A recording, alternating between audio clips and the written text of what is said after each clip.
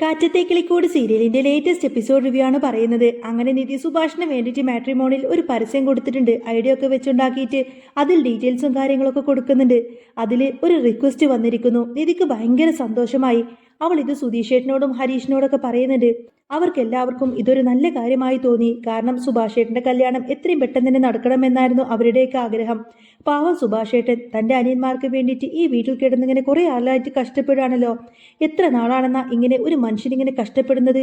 അതിനും ഒരു ജീവിതമൊക്കെ വേണ്ടേ എന്നൊക്കെ ചിന്തിച്ചപ്പോൾ നികേഷ് പറയുന്നുണ്ട്, ഏടത്തിയമ്മ വന്നതിന് ശേഷമാണ് ഇത്ര കാര്യമായിട്ട് ഇതൊക്കെ നടക്കുന്നത്. അല്ലെങ്കിൽ സുഭാഷേട്ടന് വേണ്ടിയിട്ട് വല്ല ആലോചനയും വരും. ഞങ്ങൾ പോയിട്ട് കാണും, പിന്നെ അത് മുടങ്ങും. അതായിരുന്നു ഇവിടെ പതിവ് എന്ന് പറയും.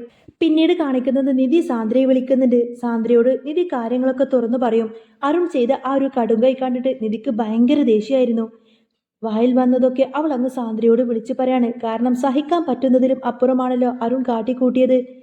എങ്ങനെയെങ്കിലും ആ സർട്ടിഫിക്കറ്റ് ഒന്ന് വാങ്ങി എവിടെയെങ്കിലും പോയിട്ട് ജോലിക്ക് കയറാമെന്നൊക്കെ വിചാരിച്ചതല്ലേ. അവിടെയും വന്നിട്ട് തന്നെ ഒരുപാട് ദ്രോഹിച്ചിരിക്കുന്നു. ആ വീട്ടിൽ നിന്നും ഇറങ്ങുമ്പോൾ സർട്ടിഫിക്കറ്റ് എല്ലാം കീറിക്കളഞ്ഞു. പോരാത്തതിന് വീണ്ടും പിന്നാലെ വന്ന് ശല്യം ചെയ്യുന്നു. അങ്ങനെ സാന്ദ്രയോട് കുറേയധികം ചീത്തയൊക്കെ വിളിച്ചുകൊണ്ടായിരിക്കും നിധി ഫോണ് കട്ട് ചെയ്യുന്നത്. സത്യത്തിൽ സാന്ദ്രയോട് പറയണമെന്നുണ്ടായിരുന്നില്ല. അവൾ ഇത് അരുണിനോട് പറയുമെന്ന് അറിയാവുന്നത് കൊണ്ട് തന്നെയായിരുന്നു നിധി അത്രമാത്രം ദേഷ്യപ്പെട്ടിട്ടൊക്കെ സാന്ദ്രയോട് സംസാരിച്ചത്. അങ്ങനെ നിധി പുറത്തേക്ക് ഇറങ്ങി വരുമ്പോൾ സുധീഷ് ആണെങ്കിൽ നിധിയുടെ ഒരു ഫോട്ടോ ഒക്കെ തന്റെ ഫോണിൽ ഇങ്ങനെ നോക്കി ലയിച്ചിരിക്കുകയാണ്. നിധിയെ കണ്ടതോടുകൂടെ തന്നെ പെട്ടെന്ന് അവൻ ഫോൺ അങ്ങോട്ടേക്ക് മാറ്റി പിടിച്ചു. നിധി വന്ന് പറയുന്നുണ്ട്, അതെ സുധീഷ് ഏട്ടാ, സുഭാഷ് ഏട്ടന് വേണ്ടിയിട്ട് ഒരു റിക്വസ്റ്റ് അയച്ചിരുന്നല്ലോ, അതിന് മറുപടി വന്നിട്ടുണ്ട് എന്ന് പറയും. ഞാനൊരു ഫോൺ നമ്പർ ചോദിച്ചിട്ട് അവർ തന്നിട്ടുണ്ട്, നമുക്കൊന്ന് വിളിച്ചു നോക്കിയാലോ എന്ന് പറയും. അന്നേരം സുധീഷ് ചോദിക്കുന്നുണ്ട്, ഈ സമയത്തോ? ഈ നേരത്തെ വിളിച്ചാൽ ശരിയാവോ എന്ന് ചോദിക്കുന്ന സമയത്തിന് നിധി പറയുന്നുണ്ട്, ആ അത് ശരിയാണല്ലോ, അത് ഞാൻ മറന്നുപോയി, നമുക്കിനി നാളെ മറ്റന്നാളൊക്കെ ആയിട്ട് വിളിക്കാമെന്ന് പറയും.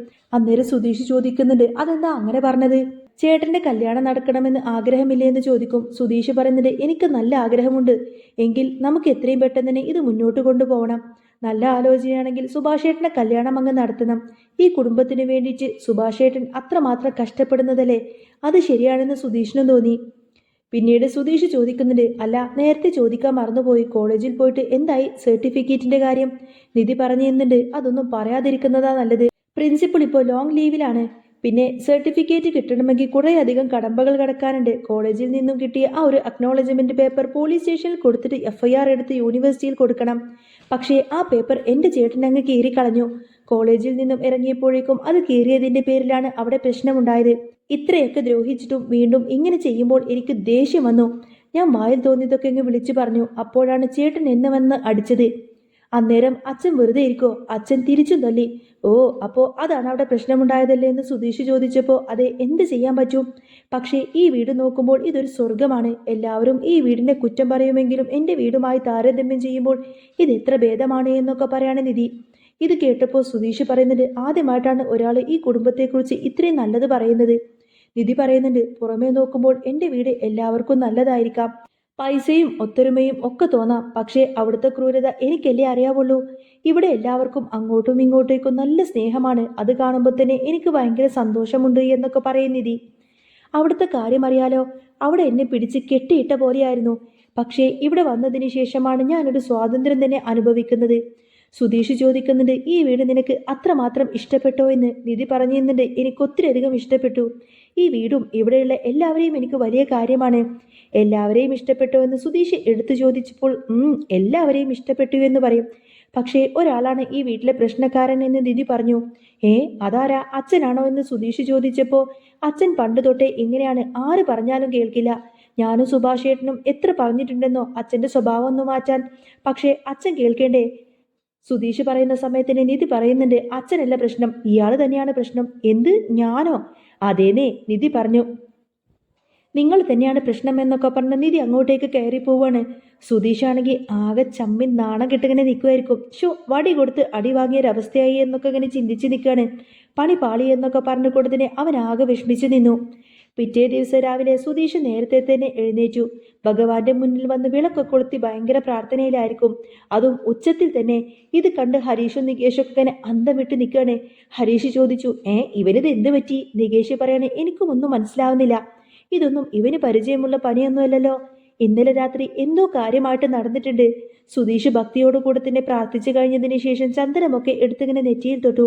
അപ്പോഴേക്കും നിധി അങ്ങോട്ടേക്ക് വരികയാണ്. നികേഷ് കളിയാക്കിക്കൊണ്ട് പറയുന്നുണ്ട്, ഓ ഏട്ടത്തിയമ്മയെ കാണിക്കാൻ വേണ്ടിയിട്ട് ഓരോരോ നമ്പറുകൾ ഇറക്കുവാണ് സുധീഷ് ഏട്ടൻ. നിധി വന്നതോടുകൂടി തന്നെ സുധീഷ് ഒന്നും അറിയാത്തതുപോലെ ചോദിക്കാണ്, ആ നിധി വന്നോ, ഒന്ന് പ്രാർത്ഥിക്ക്. ചന്ദനമൊക്കെ തൊടാൻ പറഞ്ഞു. നിധി ചന്ദനം തൊട്ടു. ഹരീഷിനോടും നികേഷിനോടും സുധീഷ് പറഞ്ഞു, നിങ്ങൾ എന്താ അവിടെ ഇങ്ങനെ മാറി നിൽക്കുന്നത്, വന്ന് പ്രാർത്ഥിക്കാൻ പറയും. നികേഷ് വന്ന് ചന്ദനം തൊട്ടിട്ട് ഒരു ചോദ്യം ചോദിക്കാണ്, അല്ല സുധീഷേട്ടൻ കുളിച്ചായിരുന്നോ എന്ന്. കുളിച്ചിട്ടാണോ ഈ വിളക്ക് വെച്ചത് എന്ന് ചോദിക്കും. അതോടുകൂടി തന്നെ സുധീഷിന്റെ ഫ്യൂസ് അങ്ങ് ഊരിപ്പോയതുപോലെയായി. നിധി ചോദിക്കുന്നുണ്ട്, സുധീഷ് കുളിച്ചില്ലേ, കുളിക്കാതെയാണോ വിളക്ക് വെച്ചത് എന്ന് ചോദിക്കും. സുധീഷ് പതുക്കെ പറഞ്ഞു, എന്നെ കണ്ട അറിയില്ലേ കുളിച്ചിട്ടില്ല എന്ന്. ഓഹോ, അപ്പൊ കുളിക്കാതെ വിളക്ക് വെച്ച് വലിയ ഭക്തനായിരിക്കുകയായിരുന്നല്ലേ എന്ന് നിധി ചോദിച്ചു. സുധീഷാണെങ്കിൽ ആകെ പെട്ടുപോയി. ഭൂമി അങ്ങോട്ടേക്ക് പിളർന്ന് താഴേക്ക് പോയിരുന്നെങ്കിൽ എന്ന് പോലും അവൻ ഓർത്തുപോയി. ഒരു ബിൽഡപ്പ് ഇട്ട് വന്നതായിരുന്നു. നികേഷ് അതെല്ലാം അങ്ങ് നശിപ്പിച്ചു. നിധി സുധീഷിനെ വിളിച്ചു പറഞ്ഞു, ഇവിടെ വന്നിരിക്ക്. ഇനി ഇവളുടെ വക ഉപദേശമായിരിക്കുമെന്നിങ്ങനെ മനസ്സിൽ കരുതിക്കൊണ്ട് തന്നെ സുധീഷ് അവിടെ വന്നിരുന്നു. നിധി പറഞ്ഞു, ഇന്നലെ ഞാൻ ഫോൺ നമ്പറിന്റെ ഒരു കാര്യം പറഞ്ഞിരുന്നല്ലോ. നികേഷ് ചോദിക്കുന്നുണ്ട്, ഏത് നമ്പർ? നിധി കാര്യങ്ങൾ പറഞ്ഞു. മാട്രിമോണിൽ നിന്നും വന്ന റിക്വസ്റ്റിന്റെ കാര്യം. ആ ഒരു പെൺകുട്ടിയുടെ നമ്പർ കിട്ടിയിട്ടുണ്ട്. ഇനി നമുക്ക് അവരെ വിളിച്ച് സംസാരിക്കണം. ആരെ കൊണ്ട് വിളിപ്പിക്കണമെന്ന് ആലോചിക്കുമ്പോൾ സുധീഷ് അങ്ങ് ചാടിക്കയറി പറയുന്നുണ്ട്, ഞാൻ വിളിച്ചോളാമെന്ന്. സുധീഷിന് നല്ലവണ്ണം സംസാരിക്കാനൊക്കെ അറിയാമോ എന്ന് നിധി ചോദിച്ചപ്പോൾ നികേഷ് കളിയാക്കിക്കൊണ്ട് പറഞ്ഞു, 3 മണിക്കൂർ നിർത്താതെ തന്നെ ഇവൻ പെണ്ണുങ്ങളോട് കത്തിവെക്കുമെന്ന് പറയാണ്. നിധി പറയുന്നുണ്ട്, അങ്ങനത്തെ സംസാരമല്ല വേണ്ടത്. സുധീഷ് പറയുന്നുണ്ട്, എന്നെ അത്ര കൊച്ചാക്കൊന്നും വേണ്ട, എനിക്കറിയാം എങ്ങനെ വിളിക്കണമെന്നും എങ്ങനെ സംസാരിക്കണമെന്നൊക്കെ. എങ്കിൽ ഒന്ന് വിളിച്ചു കാണിക്കൂ എന്ന് നിധി പറയാണ്. നിധി അനുകരിച്ച് കാണിച്ചു. സുധീഷ് വിളിക്കുമ്പോ എങ്ങനെയായിരിക്കും പറയാന്ന് ഞാൻ കാണിച്ചു തരാം. ഞാൻ സുധീഷാണ്, സുഭാഷിന്റെ അനിയനാണ്. എന്റെ ചേട്ടൻ വലിയ ആർക്കിടെക്റ്റ് ആണ്, മറ്റവൻ എഞ്ചിനീയർ ആണ്, ഞാൻ ട്രാവൽ ഏജൻസി നടത്തുന്നു. ഇങ്ങനെയൊക്കെ ആയിരിക്കും എന്നൊക്കെ പറഞ്ഞ് നീ ഇങ്ങനെ കളിയാക്കി ചിരിക്കുന്ന സമയത്തിന് എല്ലാവർക്കും അങ്ങ് ചിരി വരികയാണ്. സുധീഷ് പറഞ്ഞു, എന്നെ ഇങ്ങനെ കളിയാക്കൊന്നും വേണ്ട, ഞാൻ നല്ല രീതിയിൽ തന്നെ സംസാരിക്കുമെന്ന് പറയും. അങ്ങനെ അവനൊന്ന് അഭിനയിച്ച് കാണിച്ചു. അതെ, ഞാൻ സുഭാഷ് ചേട്ടന്റെ അനിയനാണ് സുധീഷ്. എന്റെ ചേട്ടൻ ഭയങ്കര സ്റ്റാറാണ്, നല്ലോണം കുക്ക് ചെയ്യും. ഇത് കേട്ട് നിധി പറഞ്ഞു, നിർത്ത്, മതി. സുഭാഷ് ചേട്ടൻ ഇപ്പോഴാണ് സ്റ്റാർ ആയത്. ഇതൊരു കല്യാണാലോചനയാണ്. അപ്പോ ഹരീഷിനെ കൊണ്ട് വിളിപ്പിച്ചാലോ എന്ന് നിധി ചോദിച്ചു. ഹരീഷ് പറഞ്ഞു, ഞാൻ വിളിച്ചാൽ ശരിയാവോ? സുധീഷ് ചേട്ടനൊക്കെ ഇവിടെയുള്ളപ്പോ അനിയനായ ഞാൻ വിളിക്കുന്നത് മോശമല്ലേ? ആ, അതും ശരിയാണെന്ന് നിധിക്കും തോന്നി. എങ്കിൽ അച്ഛനെ കൊണ്ട് വിളിപ്പിച്ചാലോ എന്ന് നികേഷ് പറഞ്ഞു. അത് വേണ്ട, അച്ഛൻ സംസാരിച്ച വരുന്ന ആലോചന കൂടി അങ്ങ് മുടങ്ങിപ്പോവുമെന്ന് പറയണേ. അപ്പോ ഹരീഷ് പറയുന്നുണ്ട്, ഏട്ടത്തിയമ്മ തന്നെ വിളിച്ചോളൂ എന്ന്. നിധി ചോദിച്ചു, ഞാൻ വിളിച്ച അവർ ചോദിക്കില്ലേ ആരാണ് എന്ന്? ഏട്ടത്തിയമ്മ സംസാരിക്കുന്നതാണ് ഏറ്റവും നല്ലത് എന്ന് നികേഷും പറഞ്ഞു. ഒടുവിൽ നിധി സമ്മതിച്ചു. അതെ, ഞാൻ തന്നെ സംസാരിച്ചോളാം എന്ന് പറയാണ്. എന്നിട്ട് അച്ഛന് കൊടുക്കാമെന്ന് പറയും. പക്ഷേ അച്ഛനെ കാര്യങ്ങളൊക്കെ പഠിപ്പിക്കണം. നിധി ആ ഒരു പെൺകുട്ടിയുടെ അച്ഛനെ വിളിച്ചു. എല്ലാവരും ആകാംക്ഷയോടെ നോക്കി നിൽക്കണേ. ഹലോ, നിധി പറഞ്ഞു.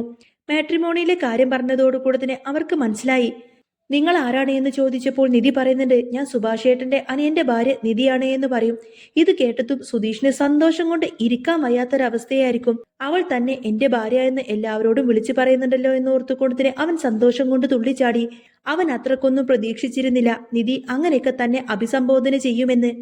നിധി സംസാരിച്ചു കഴിഞ്ഞപ്പോൾ അവൻ പറഞ്ഞു, ഞങ്ങൾക്ക് ഫോട്ടോ കണ്ട് ഇഷ്ടപ്പെട്ടു. നല്ലൊരു സമയം നോക്കി പെണ്ണിനെ കാണാൻ വരാൻ പറയും. നിധി പറയുന്നുണ്ട്, അതൊക്കെ അച്ഛൻ സംസാരിച്ചോളും, ഞാൻ ജസ്റ്റ് ഒന്ന് വിളിച്ചതാണെന്നും പറഞ്ഞ് ഫോണ് വെച്ചു. ആ കാര്യം സെറ്റായി. ഇനി ഭാസ്കരനെ കൊണ്ട് വിളിപ്പിക്കണം. അപ്പോഴേക്കും സുഭാഷ് അങ്ങോട്ടേക്ക് വന്നു. എല്ലാവരും കൂടി ഒരു ഗൂഢാലോചനയാണല്ലോ എന്ന് പുള്ളി ചോദിക്കുന്ന സമയത്തിന് ഒന്നുമില്ല എന്ന് നിധി മറുപടി പറയാണ്. സുഭാഷ് അകത്തേക്ക് പോയി. സുഭാഷ് അറിയാതെയാണ് ഇവര് ഇതൊക്കെ പ്ലാൻ ചെയ്യുന്നത്. എല്ലാം സെറ്റായിട്ട് പറയാമെന്നതായിരുന്നു അവരുടെയൊക്കെ തീരുമാനം. ഭാസ്കരൻ വന്നപ്പോൾ നിധി കാര്യങ്ങളൊക്കെ പറഞ്ഞു. സുഭാഷ് ഏട്ടന് വേണ്ടിയിട്ട് ഒരു പെണ്ണ് കണ്ടിട്ടുണ്ട് എന്നും അച്ഛനൊന്ന് വിളിച്ച് സംസാരിക്കണമെന്നൊക്കെ പറയും. ഭാസ്കരൻ പറയുന്നുണ്ട്, നീ തന്നെ ബാക്കി കൂടി സംസാരിച്ചാൽ പോരായിരുന്നോ എന്ന് ചോദിക്കും. ഇല്ല, മുതിർന്നവർ വേണം ഇങ്ങനെയുള്ള കാര്യങ്ങളൊക്കെ സംസാരിക്കാൻ എന്ന് പറയാണ് നിധി. ഹരീഷും സുധീഷും പറഞ്ഞപ്പോൾ അച്ഛൻ വിളിച്ചാൽ ഇത് കുളമാവും. നിധി അവരോട് മിണ്ടാതിരിക്കാൻ പറഞ്ഞു. നിധി പറയുന്നുണ്ട്, ഇന്ന് വൈകുന്നേരം നല്ലൊരു മുഹൂർത്തമുണ്ട്, നമുക്ക് പോയിട്ട് ആ കുട്ടിയെ കാണണം. അത് അച്ഛൻ വിളിച്ചു പറയണമെന്ന് പറയും. നികേഷ് എതിർത്തുവെങ്കിലും നിധി അവനെ വിരട്ടി. ഭാസ്കരൻ പറഞ്ഞു, എനിക്ക് പറ്റില്ല, നിങ്ങൾ തന്നെ നോക്ക്. പിന്നെ എനിക്ക് സംസാരിക്കാൻ അറിയില്ലെന്നാണോ നിങ്ങളെല്ലാവരും കരുതിയിരിക്കുന്നത് എന്ന് ഭാസ്കരൻ ചോദിച്ചു. എന്നാലൊന്ന് വിളിച്ചു കാണിക്കുകയെന്ന് നിധി പറയാണ്. ഭാസ്കരൻ ഉടനെ തന്നെ അഭിനയിച്ചു കാട്ടി. ഹലോ, ഞാൻ സുധീഷിന്റെ അച്ഛനാണ്. വൈകുന്നേരം 5:30 ഞങ്ങൾ അങ്ങോട്ടേക്ക് വരും, എല്ലാം ഒരുക്കി വെച്ചേക്കണം. ഇത് കേട്ട ഉടനെ തന്നെ നിധി പറയുന്നത്, ഇങ്ങനെയാണോ സംസാരിക്കുന്നത്? അവർക്ക് എന്തു തോന്നും? നിധി പിന്നീട് ഒരു ട്രെയിനിങ് തന്നെ അങ്ങ് കൊടുത്തു. നികേഷിനെ പെണ്ണിന്റെ അച്ഛനാക്കി നിർത്തി. എന്നിട്ട് നിധി ഭാസ്കരനായി തന്നെ അഭിനയിച്ചു. എൻ്റെ പേര് ഭാസ്കരൻ. എൻ്റെ മരുമോൾ കുറച്ചു മുൻപ് നിങ്ങളെ വിളിച്ചിരുന്നല്ലോ. ഫോട്ടോയൊക്കെ ഞങ്ങൾക്ക് ഇഷ്ടപ്പെട്ടു. വൈകുന്നേരം ഞങ്ങളൊന്നും അങ്ങോട്ടേക്ക് വന്നോട്ടെ. ഇത്രയും മാന്യമായിട്ടാണ് സംസാരിക്കേണ്ടത് എന്ന് നിധി കാണിച്ചു കൊടുത്തു. എല്ലാം ഭാസ്കരൻ കണ്ടുപഠിച്ചു. ഹരീഷ് പറയുന്നുണ്ട് സൂപ്പർ ആണെന്ന്. ഭാസ്കരൻ പറയുന്നുണ്ട് ഇതൊക്കെ നിസാരമാണ്. ഒടുവിൽ ഭാസ്കരൻ ഒറിജിനലായി തന്നെ അവരെ വിളിക്കാണ്. എല്ലാവരും ശ്വാസം അടക്കി പിടിച്ചു നിന്നു. പക്ഷേ ഭാസ്കരൻ പുലിയായിരുന്നു. വളരെ മാന്യമായി തന്നെ പുള്ളി സംസാരിച്ചു. മരുമോളുടെ നമ്പറിലേക്ക് ലൊക്കേഷൻ അയക്കാൻ വരെ അയാൾ പറഞ്ഞു കൊടുത്തു. എല്ലാവരും കൈയടിച്ചങ്ങ് പാസാക്കി. സുധീഷ് പറയുന്നുണ്ട് സമ്മതിച്ചു വച്ചാ ഇത്രയൊന്നും ഞാൻ പ്രതീക്ഷിച്ചില്ല എന്ന് പറയും. ഭാസ്കരൻ തന്റെ സ്റ്റൈലിൽ അങ്ങ് ചിരിച്ചു. ഇന്ന് വൈകുന്നേരം പെണ്ണ് കാണാൻ പോകാനുള്ള ഒരുക്കങ്ങളായിരിക്കും. എല്ലാവരും ഭയങ്കര സന്തോഷത്തിലാണ്. അങ്ങനെ സുഭാഷേട്ടന്റെ കല്യാണാലോചന ഉറപ്പിക്കാനായി ഭാസ്കരനും സംഘവും അവിടെ നിന്നും പുറപ്പെടുന്നുണ്ട്. ഭാസ്കരൻ ഫോൺ വെച്ചതോടുകൂടി തന്നെ വീട്ടിലാകെ ഒരു ഉത്സവ പ്രതീതിയായിരുന്നു. നിധി വേഗം സുഭാഷിന്റെ മുറിയിലേക്ക് ചെന്ന് അവന്റെ ഏറ്റവും നല്ല ഷർട്ടും മുണ്ടുമൊക്കെ എടുത്തു വെച്ചു. സുഭാഷേട്ടൻ ജോലി കഴിഞ്ഞ് വീട്ടിലേക്ക് വന്നപ്പോൾ കണ്ടത് ഉമ്മർത്ത് വരി വരിയായി നിൽക്കുന്ന തന്റെ അനിയന്മാരെയും അച്ഛനെയുമാണ്. എല്ലാവരും നല്ല ഒന്നാന്തരം വേഷത്തിലാണല്ലോ എന്ന് സുഭാഷ് അത്ഭുതപ്പെടുമ്പോഴാണ് നിധി ആ ഒരു കാര്യം അവതരിപ്പിക്കുന്നത്. സുഭാഷേട്ട, അച്ഛൻ ഒരു പെണ്ണിനെ കണ്ടുവച്ചിട്ടുണ്ട്. നമ്മളിപ്പോ തന്നെ അങ്ങോട്ടേക്ക് പോവാണ്. സുഭാഷ് ആദ്യമൊന്നും മടിച്ചുവെങ്കിലും അച്ഛന്റെ ആ ഒരു മുഖത്തെ സന്തോഷം കണ്ടപ്പോൾ പിന്നെ സുഭാഷിന് ഒന്നും തന്നെ പറയാൻ സാധിച്ചില്ല. അങ്ങനെ അവർ യാത്ര തുടങ്ങുമ്പോൾ സുധീഷിന്റെ കാറിലായിരുന്നു എല്ലാവരും കയറിയത്. വഴിയിലുടനീളം ഭാസ്കരൻ വലിയ വലിയ വർത്തമാനത്തിലായിരുന്നു. ഞാൻ സംസാരിച്ചപ്പോൾ തന്നെ അവർക്ക് എന്നെ അങ്ങ് ബോധിച്ചു. അതാണ് ഭാസ്കരന്റെ പവർ. പുള്ളി ഇടയ്ക്കിടയ്ക്ക് അതിങ്ങനെ ഓർമ്മിപ്പിക്കുന്നുണ്ടായിരുന്നു. നിധി ഡ്രൈവിങ്ങിനിടയിൽ സുധീഷിനോട് പതുക്കെ പറഞ്ഞു, അച്ഛൻ അവിടെ ചെന്ന് വല്ലതും ഒപ്പിക്കുമോ എന്ന് എനിക്ക് നല്ല പേടിയുണ്ട്. സുധീഷ് ചിരിച്ചുകൊണ്ട് പറയുന്നത് നീ പേടിക്കണ്ട, ഇന്ന് ഏതായാലും നമ്മുടെ അച്ഛൻ ഫുള്ള് ഫോമിലാണ് എന്നൊക്കെ പറയും. അങ്ങനെ അവർ പെൺവീട്ടിലേക്ക് എത്തിയപ്പോൾ എല്ലാവരും വലിയ സ്വീകരണമായിരുന്നു നൽകിയത്. പെൺകുട്ടി പ്രിയ ചായയുമായിട്ട് വന്നപ്പോൾ സുഭാഷിന്റെ മുഖത്ത് വല്ലാത്തൊരു കള്ളച്ചിരി വിരിഞ്ഞു. അവൾക്ക് സുഭാഷിനെ ഇഷ്ടപ്പെട്ടുവെന്ന് അവളുടെ ആ ഒരു നോട്ടത്തിൽ നിന്ന് തന്നെ മനസ്സിലാക്കാം. പക്ഷേ അപ്പോഴാണ് ഭാസ്കരൻ തന്റെ സ്വതസിദ്ധമായ ശൈലിയിൽ സംസാരം തുടങ്ങിയത്. പുള്ളി സുഭാഷിന്റെ പാചകത്തെക്കുറിച്ചും വീട്ടുജോലിയെക്കുറിച്ചും വാ തോരാതെങ്ങനെ പുകഴ്ത്തിക്കൊണ്ട് സംസാരിച്ചു. എന്റെ മോൻ സുഭാഷ് ഒരു ചിക്കൻ കറി വെച്ചാൽ പോലും ആ ഒരു വിരൽ പോലും കടിച്ചു തിന്നുപോകും. അത്രമാത്രം ടേസ്റ്റാണ് എന്ന് ഭാസ്കരൻ പറഞ്ഞപ്പോൾ നികേഷും ഹരീഷും മുഖത്തോട് മുഖം നോക്കി ചിരി കടിച്ചു പിടിച്ചു. സംസാരം അങ്ങനെ മുറുകിയപ്പോൾ സ്ത്രീധനത്തെക്കുറിച്ച് പ്രിയയുടെ അച്ഛൻ ചോദിച്ചു. അപ്പോൾ ഭാസ്കരൻ എഴുന്നേറ്റ് നിന്ന് പറഞ്ഞു, എനിക്ക് എന്റെ മോന് കൂട്ടിന് ഒരു പെണ്ണു മതി, അല്ലാതെ നിങ്ങളുടെ പണമല്ല. എന്റെ മരുമകൾ നിധി വന്നതിന് ശേഷം ഈ വീടൊരു സ്വർഗമായതുപോലെയാണ്. അതുപോലെ തന്നെ പ്രിയയും അങ്ങോട്ടേക്ക് വന്നാൽ മതി. ഭാസ്കരന്റെ ആ ഒരു മറുപടി പ്രിയയുടെ വീട്ടുകാരുടെ മനസ്സ് കീഴടക്കി. നിധിക്ക് അച്ഛനോട് വലിയ ബഹുമാനവും തോന്നി. തിരികെ വീട്ടിലേക്കുള്ള യാത്രയിൽ സുഭാഷ് ആകെ നാണിച്ചു നിൽക്കുകയായിരുന്നു. സുധീഷ് അവനെ കളിയാക്കാൻ തുടങ്ങി. എന്താ സുഭാഷ് ഏട്ടാ, പ്രിയയെ കണ്ടപ്പോൾ ലോകം മൊത്തം അങ്ങ് മറന്നുപോയോ എന്നൊക്കെ ചോദിക്കും. അന്ന് രാത്രി വീട്ടിൽ എല്ലാവരും ഒത്തുകൂടി ചേർന്ന് കൊണ്ട് തന്നെ ഗംഭീര സദ്യ ഒരുക്കി. ഭാസ്കരൻ കാരണമാണ് എല്ലാം ശുഭമായി നടന്നത് എന്ന് നിധി പറഞ്ഞു. അച്ഛന് ഒരു പ്രത്യേക മധുരം നൽകി. സുഭാഷിന്റെയും പ്രിയയുടെയും വിവാഹ നിശ്ചയം അടുത്ത ആഴ്ചയിൽ തന്നെ അവര് നടത്താൻ തീരുമാനിച്ചു. എന്നാൽ സുഭാഷേട്ടന്റെ മനസ്സിൽ ഇപ്പോഴും സുനന്ദയോടുള്ള ആ ഒരു ഇഷ്ടം അതുപോലെ തന്നെ ഉണ്ടായിരുന്നു. വീട്ടുകാരുടെയൊക്കെ നിർബന്ധത്തിന് വഴങ്ങിക്കൊണ്ടായിരിക്കട്ടെ പ്രിയനെ സ്വന്തമാക്കാമെന്ന് സുഭാഷ് മനസ്സിലുറപ്പിച്ചത്. സുഭാഷേട്ടന്റെ വിവാഹ നിശ്ചയത്തോടു കൂടി തന്നെ വീട്ടിലേക്ക് പുതിയൊരു സന്തോഷം കൂടെ വരുന്ന ഒരു അടിപൊളി സൂപ്പർ എപ്പിസോഡൊക്കെയാണ് ഇനി വരാൻ പോകുന്നത്. അപ്പോൾ നിങ്ങൾക്ക് ഈ ഒരു ചാനൽ ഇഷ്ടമാവുകയാണെങ്കിൽ സബ്സ്ക്രൈബ് ചെയ്യാനും സപ്പോർട്ട് ചെയ്യാനും മറക്കല്ലേ. നെക്സ്റ്റ് വീഡിയോ ആയിട്ട് ഉടനെ വരാം. ബൈ.